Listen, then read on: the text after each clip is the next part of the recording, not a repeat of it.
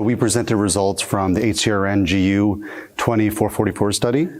So a little bit of background. So traditionally, the traditional approach for muscle-invasive bladder cancer has been radical cystectomy. And as our treatments evolved, that's included perioperative therapy, systemic therapy before, and then often after the surgery as well. What we know is that radical cystectomy is not a trivial surgery. It involves a permanent urinary diversion. It has significant morbidity, mortality rate, especially in patients of advanced age, which is the patients that we typically see with bladder cancer. And we also know from long-term follow-up data that patients with muscle-invasive bladder cancer who have systemic neoadjuvant therapy, a subset of those patients that went on to surgery had a pathologic complete response, meaning no evidence of disease in the bladder at that point. And then long-term follow-up, many of those patients had no further recurrence. So it's suggestive that those patients, many of whom likely would have been cured prior to even having undergone the surgery. And so we conducted an initial study, HCRN GU 16257.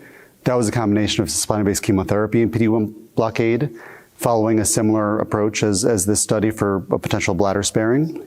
And we saw very favorable outcomes in patients, and they were able to retain their bladders. And so some limitations to that is that many patients are not eligible for cisplatin, and there's not a lot of biomarkers to refine that approach. So we conducted HCRN GU 2444, Phase II investigator-initiated study. Patients were eligible with clinical T2 to T3 muscle-invasive bladder cancer, declined or ineligible cisplatin-based chemotherapy. They went on to have a maximal TURBT followed by 2 cycles of Pembrolizumab, which was at 400 milligrams every 6-week dosing. And then importantly, they had a very stringent and uniformly assessed clinical restaging, where they had cystoscopy of the bladder, they had resection of any visible tumor, they also had biopsies of the prior site of disease in the bladder, as well as a predefined template of the bladder, and urine cytology and MRI of the bladder.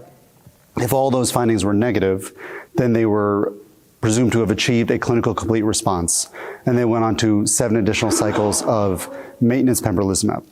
The patients that did not achieve a clinical complete response for any one of those reasons, they proceeded with upfront either cystectomy or chemoradiation, the standard definitive local therapies for muscle-invasive bladder cancer, and were also offered 7 additional cycles of adjuvant pembrolizumab. And the co-primary endpoints of the study were clinical complete response and the ability of clinical CR to predict a benefit from the treatment. And so the results we saw were very promising.